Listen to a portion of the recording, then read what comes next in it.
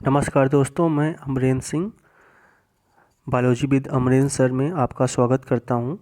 मैं आज आप सभी के समक्ष टीजीटी और पीजीटी परीक्षा के बारे में बताऊंगा और इसमें आपको सबसे पहले जो लोअर जूलॉजी है उसमें जो प्रोटोजोआ है उसमें हम आपको बताएंगे कि टीजीटी और पीजीटी में इस प्रोटोजोआ में से आपको कौन सा या क्या क्या चीज़ें पढ़ना है या क्या दोनों में सिमिलरिटीज़ हैं।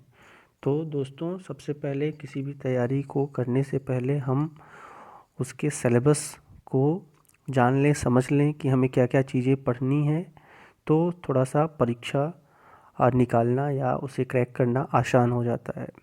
जैसे कि आप सभी जानते हैं कि टीजीटी और पीजीटी दो अलग अलग परीक्षाएं होती हैं और इन परीक्षाओं के सिलेबस पे अगर हम ध्यान दें तो ज़्यादा से ज़्यादा चीज़ें या जो अगर टॉपिक की बात करें, जैसे यहाँ पे हम प्रोटोजोआ की ही बात कर लेते हैं, तो कुछ चीज़ें आपको यहाँ पे सिमिलर दिखाई पड़ रही होंगी कि आपको टीजीटी में भी वही पढ़ना है और पीजीटी की परीक्षा के लिए भी वही सिलेबस पढ़ना है।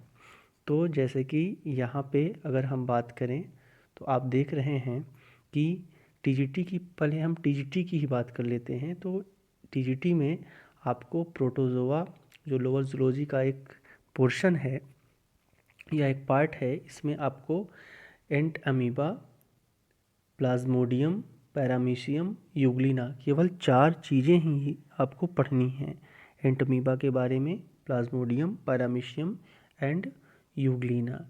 सो इनके अलावा आपको प्रोटोजोआ में क्लासिफिकेशन, इन सब का क्लासिफिकेशन भी पढ़ना है, इनके हैबिटेट भी पढ़ना है, इनके स्ट्रक्चर्स, लाइफ साइकिल, डिजीज़ेस जो भी प्रोटोजोआ से संबंधित या होने वाली डिजीज़ हैं उनके भी बारे में आपको पढ़ना है।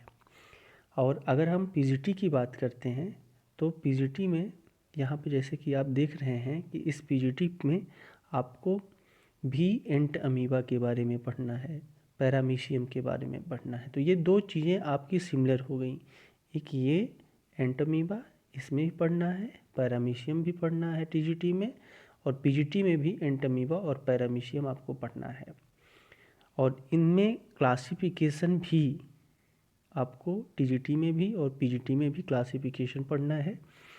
और स्ट्रक्चर और लाइफ साइकिल ये भी कॉमन ही हैं, दोनों ये कॉमन है टीजीटी और पीजीटी के लिए। थोड़ा सा डिफरेंस यहाँ पे आ जाता है कि हम न्यूट्रिशन अलग से पढ़ते हैं और रिप्रोडक्शन भी पढ़ते हैं पीजीटी के केस में। तो चलो दोस्तों, हम आपको आज प्रोटोजोआ के बारे में बताते हैं कि प्रोटोजोआ क्या चीज़ होती है या कैसा ऑर्गेनिज्म है। सो फर्स्ट ऑफ ऑल हमको ये जानना चाहिए कि प्रोटोजोआ जो ये एनिमल है, ये टर्म किसने दिया था। तो सबसे पहले दोस्तों इसको गोल्डफस ने 1817 में दिया था। इन्होंने इस टर्म को डिफ़ाइन किया था, इन्होंने इसके बारे में बताया था। तो आप सभी को ये रिमेंबर होना चाहिए कि गोल्डफस ये साइंटिस्ट थे जिन्होंने प्रोटोजोआ को बताया था। अब प्रोटोजोआ किस वर्ड से मिलके बना होता है, तो ये ग्रीक वर्ड प्रोटोज और जुऑन से मिलके बना हुआ होता है। इनका शाब्दिक अर्थ क्या होता है, फर्स्ट एनिमल। ऐसे एनिमल होते हैं, पहले एनिमल थे, और ये ग्रीक वर्ड प्रोटोज और जुआन से मिलके बना हुआ है। दूसरी चीज़, स्टडी। अगर हम जैसे सारी चीज़ों की स्टडी करते हैं तो उनका भी एक कॉमन नाम होता है, वैसे प्रोटोजोआ की स्टडी करेंगे तो उसको कंबाइंडली हम कहेंगे protozoology. Protozoology, study of protozoans is called protozoology. और ये इम्पॉर्टेंट क्वेश्चन है ये कि ये थर्ड लार्जेस्ट फाइलम होते हैं। प्रोटोजोआ आपके थर्ड लार्जेस्ट फाइलम होते हैं। तो यहाँ पे दो आपके माइंड में ये भी आ रहा होगा कि पहले और दूसरे कौन से हैं। तो सबसे पहले नंबर पे आपके अर्थ्रोपोड्स हैं, अर्थ्रोपोडा। दूसरे नंबर पे आपके मोलस्का हैं और तीसरे नंबर पे आपका ये प्रोटोजोआ फाइलम है। ठीक है। तो पहले नंबर पे आर्थ्रोपोडा, दूसरे नंबर पे मोलस्का और तीसरे नंबर पे आपके प्रोटोजोन्स आते हैं। नेक्स्ट, अगर हम माइक्रोस्कोपिक या कैसे दिखते हैं ये, इनका स्ट्रक्चर कैसा है, तो जनरली ये नेक्ड आई से नहीं देखे जा सकते हैं। इनको देखने के लिए हम माइक्रोस्कोप की हेल्प लेते हैं। सो इनको देखने के लिए माइक्रोस्कोप की हमको हेल्प लेनी पड़ेगी, इसलिए ये बोले जाते हैं कि ये माइक्रोस्कोपिक होते हैं। यूकैरियोट होते हैं, मतलब इनके बॉडी के अंदर जो भी सेल हैं, सेल ऑर्गेनल हैं, ये वेल डेवलप्ड होते हैं। जो न्यूक्लियस है वो न्यूक्लियर इनवलप से क्या होता है, ढका हुआ होता है। तो ये यूकैरियोटिक होते हैं। और ये यूनिसेलुलर एनिमल्स होते हैं। कैसे unicellular means, uni means single, cellular means cell, unicellular मतलब ये सिंगल सेल से बने हुए होते हैं। ये एक्वेटिक होते हैं, मतलब जल में पाए जाएंगे। साथ साथ ये टेरेस्ट्रियल भी होते हैं, स्थल में भी पाए जाएंगे, ज़मीन पे भी पाए जाते हैं। और फ्री लिविंग होते हैं, जैसे कि अमीबा। और पैरासिटिक होते हैं, कभी कभी किसी दूसरे की बॉडी पर ये रहते हैं और उसके बॉडी का न्यूट्रिशन ये लेते रहते हैं। जैसे प्लाज्मोडियम, मलेरिया के केस में अगर हम बात करें तो मलेरिया किससे होता है, प्लाज्मोडियम स्पीसीज से होता है। तो ये मॉस्क्यूटो से होता है, फीमेल एनाफिलिस से। तो ये किसी ह्यूमन बॉडी, होस्ट बॉडी को क्या करके का ब्लड सक करके और ये उनसे न्यूट्रिशन लेते हैं। तो ये कैसे एक्ट कर रहे हैं, एज अ पैरासाइट। और कभी कभी ये प्रोटोजोअन्स सॉलिटरी भी होते हैं और कॉलोनियल भी होते हैं। अकेले भी रहते हैं, सॉलिटरी मीन्स अकेले, और कॉलोनियल मीन्स कि ये कॉलोनीज में एक साथ कॉलोनीज में रहते हैं। और जैसा कि अभी मैंने बताया कि ये यूनिसेलुलर नेचर के होते हैं, लेकिन कभी कभी इनको ए सेलुलर भी बोला जाता है। प्रोटोजोन्स को क्या बोला जाता है, ए सेलुलर। इसको किसने कहा था, डोवेल नामक साइंटिस्ट ने बताया भैया कि ये प्रोटोजोन्स ए सेलुलर भी बोले जाते हैं। ए सेलुलर क्यों बोले जाते हैं, क्योंकि आप सभी जानते हो कि ये यूनिसेलुलर होते हैं और साथ साथ इनकी सारी बॉडी की जितनी भी मेटाबॉलिक एक्टिविटीज़ होती है वो एक सेल के अंदर होती है। That's why they are called unicellular और ए सेलुलर। किसने बताया था इसको, डॉबेल नामक साइंटिस्ट ने बताया था कि ये ए सेलुलर होते हैं। और ज़्यादा एक्सेप्टेबल भी है कि ये ए सेलुलर होते हैं, एक्सेप्टेबल थ्योरी है ये। इनका बॉडी लेवल ऑर्गेनाइजेशन क्या होता है, तो इनका बॉडी लेवल प्रोटोप्लाज्मिक लेवल होता है। ये क्या होता है, मतलब ये प्रोटोप्लाज्म, इनके अंदर क्या होता है, प्रोटोप्लाज्म ही सब कुछ होता है। जिसको आपको किसने बताया था, साइंटिस्ट ने बताया था, हक्सले ने। Protoplasm is a physical basis of life. तो ये कैसा होता है, प्रोटोप्लाज्म के बने हुए होते हैं। प्रोटोप्लाज्म के ऊपर क्या होगा, सेलुलर लेवल, सेल के ऊपर टिश्यू लेवल, फिर ऑर्गन लेवल की बॉडी होती है। लेकिन आपका जो प्रोटोजोन्स होंगे वो प्रोटोप्लाज्मिक लेवल की बॉडी होगी। बॉडी इनकी किसके द्वारा कवर्ड होती है, तो पेलिकल के द्वारा कवर्ड होती है। किसके द्वारा कवर्ड होती है, पेलिकल के द्वारा कवर्ड होती है।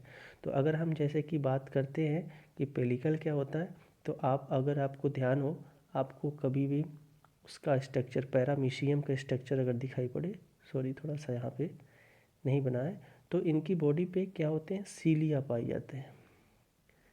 और इनका जो ये कवरिंग है ना, ये पेलिकल होता है। तो ये इनकी बॉडी किसकी बनी हुई होगी, पेलिकल की बनी होगी। ठीक है, नेक्स्ट स्लाइड पे हम मूव करते हैं। Yes, body is covered by pellicle. अब ये पेलिकल जो है ये किसका बना हुआ होता है, ये बहुत बार आया हुआ क्वेश्चन है कि पेलिकल जो है एन एसिटिल ग्लूकोसामीन, ये एन एसिटिल ग्लूकोसामीन का बना हुआ होता है पेलिकल। नेक्स्ट, कि इनका लोकोमोटरी ऑर्गन क्या होता है, तो जैसे कि आप जानते हैं कि स्यूडोपोडिया का स्यूडोपोडिया किसका लोकोमोटरी ऑर्गन होता है, अमीबा का। जैसे आप सभी ध्यान हो अगर आपको, तो ये मान लो अमीबा है, तो these are the pseudopodia, means false feet like structure होते हैं, झूठे पाद, जिसको फॉल्स फीट भी कहा जाता है। तो ये इनका लोकोमोटरी ऑर्गन होता है अमीबा का। और सीलिया किस में पाए जाते हैं, तो अभी मैंने स्ट्रक्चर बनाया था पैरामीशियम का। पैरामीशियम की बॉडी पे क्या होते हैं, एक टफ्ट लाइक स्ट्रक्चर है, ये सीलिया लाइक स्ट्रक्चर होते हैं। और नीचे की तरफ ये सीलिया थोड़ा बड़े हो जाते हैं, इनको टफ्ट कहते हैं, काउडल टफ्ट। और उसके बाद अगर हम यूग्लिना की बात करें, तो यूग्लिना कैसा होता है, इसमें फ्लैजेला पाया जाता है। मान लीजिए ये आपका यूग्लिना का स्ट्रक्चर है, तो इसमें एक टफ्ट पाया जाएगा, फ्लैजेला पाया जाएगा। तो इनमें लोकोमोटरी ऑर्गन क्या क्या होते हैं? अमीबा में सूडोपोडिया होता है, पैरामीशियम में सीलिया होता है और यूग्लिना में फ्लैजेला होता है। ये लोकोमोटरी ऑर्गन होते हैं। इसके बाद हम इनके न्यूट्रिशन की अगर बात करते हैं तो जो इनका न्यूट्रिशन होता है होलोजोइक होता है। दो वर्ड्स होते हैं, एक होलोजोइक होता है, होलोजोइक, एक होलोफाइटिक। प्लांट के केस में हम क्या कहेंगे? होलोफाइटिक। तो अगर होलोजोइक के केस की बात करते हैं तो मतलब जैसे इन एनिमल्स में जिस प्रकार का न्यूट्रिशन होगा उस प्रकार का न्यूट्रिशन हो रहा है तो हम उसको होलोजोइक न्यूट्रिशन कहते हैं। तो अमीबा में कैसा न्यूट्रिशन होगा? होलोजोइक टाइप का होगा। प्लाज्मोडियम में कैसा होगा? पैरासिटिक होगा, अभी पिछले स्लाइड में हमने डिस्कस किया था। और यूग्लिना में कैसा होगा? यूग्लिना में मिक्सोट्रॉपिक होता है, means holozoic as well as parasitic, दोनों टाइप के न्यूट्रिशंस हो सकते हैं, इसीलिए इसको कहा गया है मिक्सोट्रॉपिक न्यूट्रिशन। डाइजेशन कैसा होता है इसमें? तो डाइजेशन इनका इंट्रासेलुलर होता है, मीन्स अगर कोई भी जैसे मान लीजिए अमीबा है तो बॉडी सेल के अंदर होता है, बॉडी के अंदर होता है, इसी को हम इंट्रासेलुलर कह रहे हैं, ठीक है। और इनमें फूड वैक्यूल्स होती है, उसी फूड वैक्यूल के अंदर होता है, मतलब बॉडी के अंदर फूड वैक्यूल्स प्रेजेंट होती है, वहाँ पे इनका डाइजेशन कंप्लीट होता है या डाइजेशन होता है वहाँ पे। नेक्स्ट अगर हम इनके सर्कुलेशन की बात करते हैं तो इनमें सर्कुलेशन क्या होता है? एब्सेंट होता है, सर्कुलेशन नहीं पाया जाता है।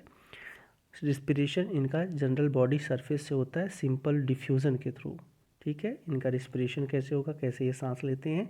तो जनरली ये इनकी बॉडी सरफेस ही इनकी रिस्पिरेशन में इन्वॉल्व होती है और वो प्रोसेस सिंपल डिफ्यूजन के थ्रू होता है। एक्सक्रीशन मतलब एक्सक्रीशन क्या? वेस्ट मटेरियल को बॉडी से बाहर निकालना, तो ये भी आपका बॉडी सरफेस से होगा। तो रिस्पिरेशन और एक्सक्रीशन दोनों आपके किससे हो रहे हैं? बॉडी के सरफेस से हो रहे हैं। और इनमें कंट्रैक्टाइल वैक्यूल भी पाया जाता है किसी किसी केस में। तो कंट्रैक्टाइल वैक्यूल क्या होता है? ये ऑस्मो रेगुलेशन में हेल्प करता है। ये बहुत इंपॉर्टेंट क्वेश्चन है कि कंट्रैक्टाइल वैक्यूल का कैसे एक्ट करता है? ऑस्मो रेगुलेशन की तरह एक्ट करता है, मीन्स ये वाटर को बैलेंस करता है, वाटर को बॉडी में बैलेंस करता है। सबसे इम्पॉर्टेंट ये भी यहाँ पे है कि इनका वेस्ट मटेरियल जो बॉडी से बाहर निकलेगा वो किस नेचर का होगा? तो वो जनरली अमोनिया होता है। कैसा होता है? अमोनिया होता है। और ये अमोनिया होने की वजह से क्या टर्म इसको हम यूज़ कर रहे हैं? अमोनोटेलिक कहते हैं, क्योंकि इनके एक्सक्रीशन में जो भी मटेरियल निकल रहा है वो किस नेचर का है? अमोनिक नेचर है, इसीलिए इसको हम कहते हैं मोनोटिलिक। और जो मटेरियल निकलता है वो क्या होता है? अमोनिया होता है।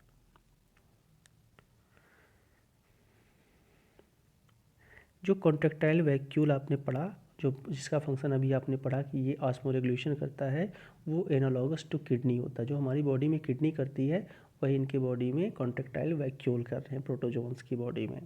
रिप्रोडक्शन की बात करें दोस्तों तो रिप्रोडक्शन इनका मेनली एसेक्सुअल होता है, लेकिन रेयरली इनका रिप्रोडक्शन सेक्सुअल भी वो माना गया है कि रेयरली सेक्सुअल रिप्रोडक्शन भी करते हैं, लेकिन आमतौर पे ये एसेक्सुअल रिप्रोडक्शन करते हैं।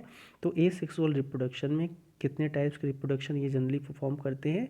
Binary fission, transverse fission, longitudinal fission, multiple fission and budding. सब में फिशन ही आया हुआ है यहाँ पे आप देख सकते हैं। तो बाइनरी का मतलब होता है कि किस में होता है? बाइनरी फिशन अमीबा के केस में होता है, जिसमें दो इंडिविजुअल में ये क्या होते हैं? बढ़ जाते हैं। ट्रांसवर्स फिशन किस में पाया जाता है? पैरामीशियम में पाया जाता है।